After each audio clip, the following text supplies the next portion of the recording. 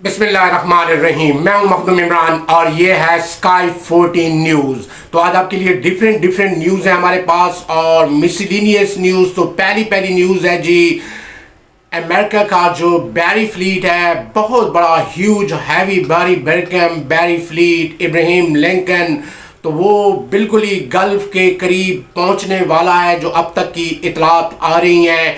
और इसी तरह अगर हम बात करें तो वो हेजमोनिक एटीट्यूड क्रिएट करना चाहता है रिपब्लिक इस्लामिक जमहूरिया ईरान के ऊपर, जो अंदर से इतलात आ रही हैं।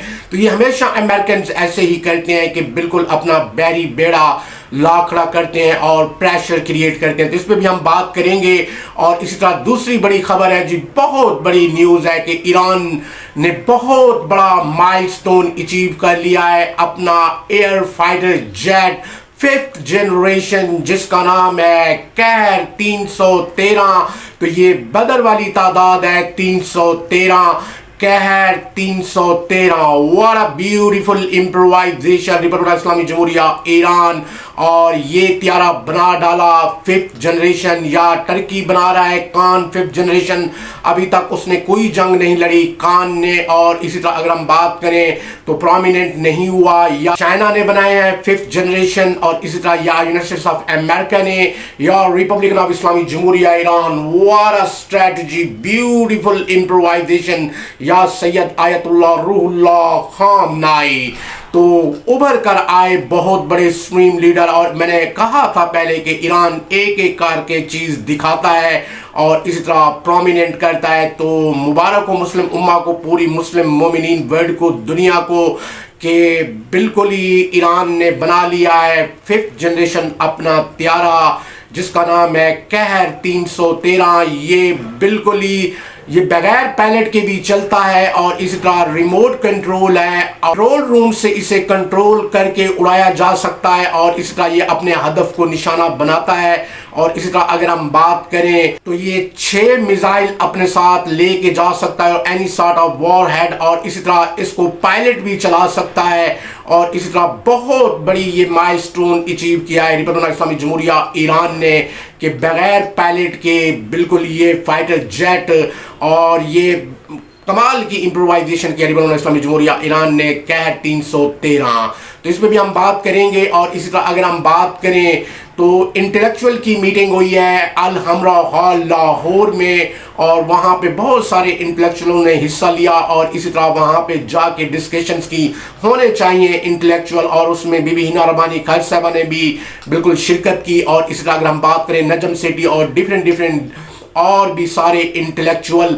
और इसी तरह हम आज बात भी करेंगे कि इन इंटेलेक्चुअलों के पास बड़े बड़े ओहदे रहे लेकिन कोई भी कश्मीर का इशू रिजॉल्व ना कर सका। और इसी तरह अगर हम बात करें तो नजम सेठी साहब के हवाले से कि वो इंटेलेक्चुअल उभर कर आए बहुत अरसे तक, तो वो क्रिकेट बोर्ड के चेयरमैन भी रहे। और इस तरह नजम सेठी साहब क्रिकेट बोर्ड को भी संभालते रहे, उसमें भी बेज़ाब्तियाँ देखी गई। और इस तरह वो क्रिकेट को भी आला दिशाओं में आगे ना बढ़ा सके।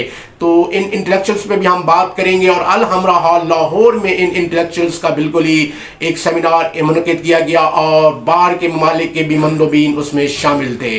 तो इस पर भी हम बात करेंगे जी। चलते हैं जी, पहले हम वो चलते हैं, वो ईमान मज़ारी साहब, और उनको गिरफ्तार कर लिया गया है और उन्हें बिल्कुल इम्प्रिजनमेंट कर दी गई है।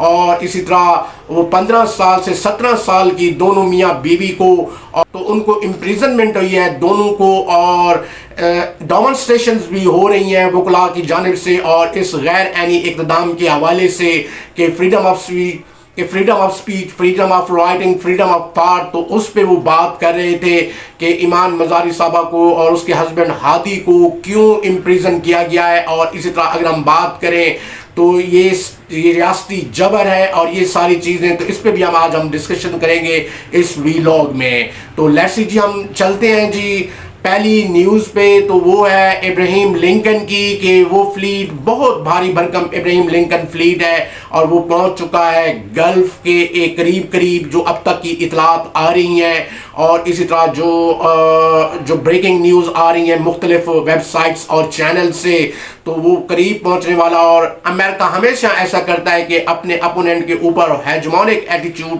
کریٹ کرتا ہے اور بالکل وہاں سے بیٹھ کے اس بیری فلیٹ سے ریٹیلیٹ کرتا ہے اور پریشر بلڈ اپ کرے گا ریپبلک اسلامی جمہوریہ ایران کے اوپر, کیونکہ اس کی اسٹریٹجی یہی ہوگی یونائٹڈ اسٹیٹس آف امریکہ کی کہ لمبے عرصے یہاں پہ بیٹھوں.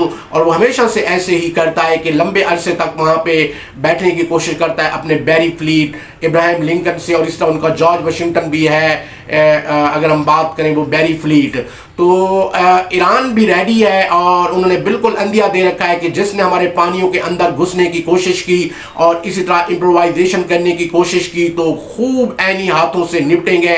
ان کی ان کے نیول ویسل ڈسٹرائر اور اس طرح ان کی میرین آبدوز ایٹامک جو راشن میڈ ہیں, راشن ساخت کی ہیں, تو وہ 5 ایٹمی آبدوز رکھتا ہے ریپبلک اسلامی جمہوریہ ایران.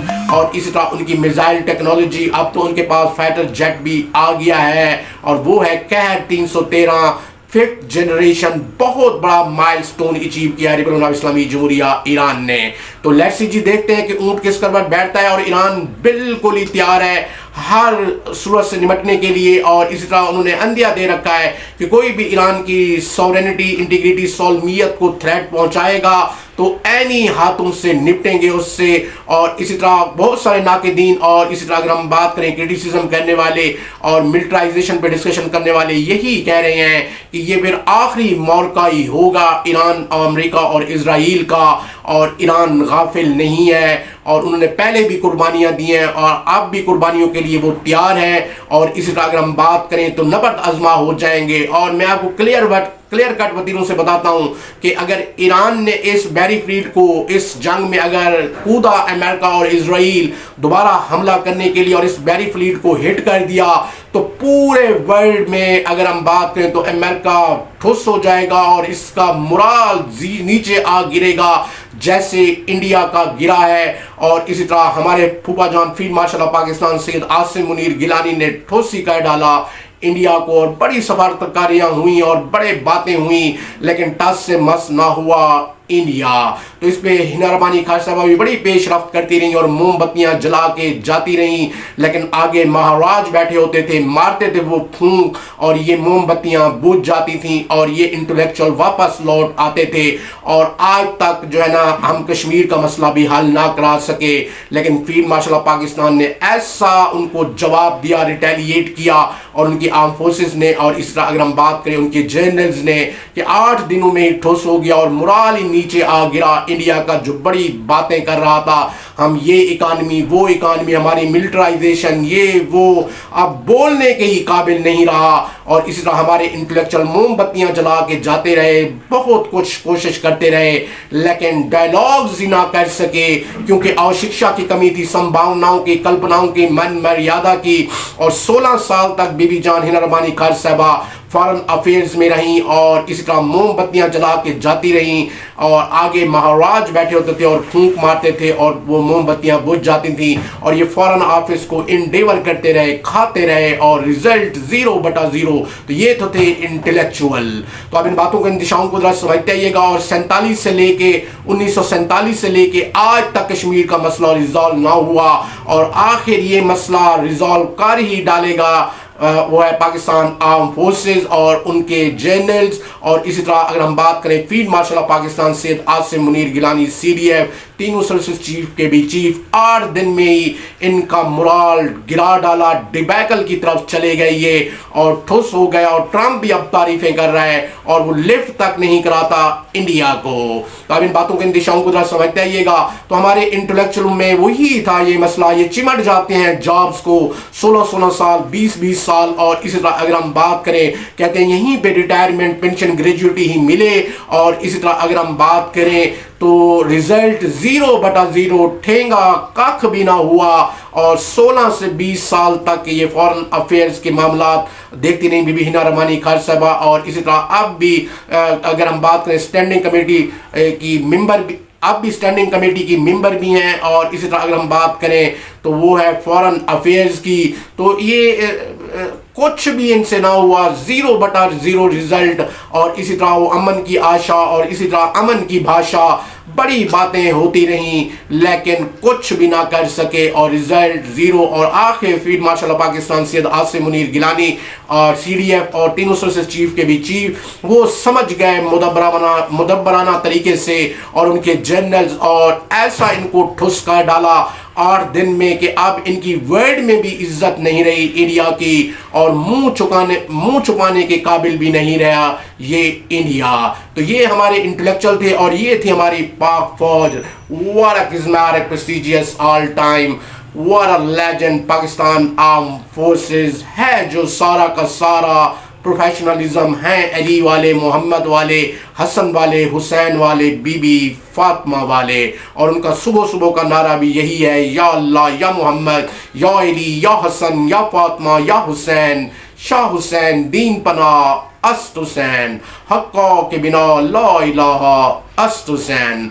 तो हम चलते हैं जी, वो खबर है जी, बिल्कुल बहुत खूबसूरत खबर कि ईरान ने कैट 313 अपना मल्टी रोल एयरक्राफ्ट बना लिया है, फाइटर जेट 5th जनरेशन। अरे what a beautiful improvisation, republic Islamic जमहूरिया ईरान, और उसका नाम उन्होंने रखा है कैट 313। और 313 बदर की तादाद थी। और इसी तरह ये मल्टी रोल तियारा है, बगैर पायलट के भी परवाज करता है और पायलट भी इसमें बैठ सकता है और इसे उड़ा सकता है। तो 2 मल्टी फंक्शन इसके हो गए। और इसी तरह अगर हम बात करें तो ये सोफिस्टिकेटेड वेपन भी अपने साथ लेके जा सकता है और आवाज़ और हवा से भी ज़्यादा तेज़ है ये फाइटर जेट कैट 313। और ईरान पहले आराफ रखता था जिसे अरफा कहते हैं स्पेसिफिक शॉर्ट लैंग्वेज में, और ब्यूटीफुल तियारा है ये। 10 साल ईरान इराक वॉर भी लड़ चुका है, मल्टी रोल तियारा है, बॉम्बर है और इसी तरह कम्बैट फाइटिंग भी करता है। और इसी तरह अगर हम बात करें तो इसे मल्टी रोल काम के लिए इस्तेमाल किया जाता है, लेकिन इसने प्रूवन किया एज ए बम्बार। तो बहुत आला ये त्यारा था बिल्कुल, और अब भी है ईरान के पास छुपा के रखे हुए। ईरान ने ये त्यारे 250 के करीब ये त्यारे हैं अल्फा। तो ईरान ने वो किसी को ही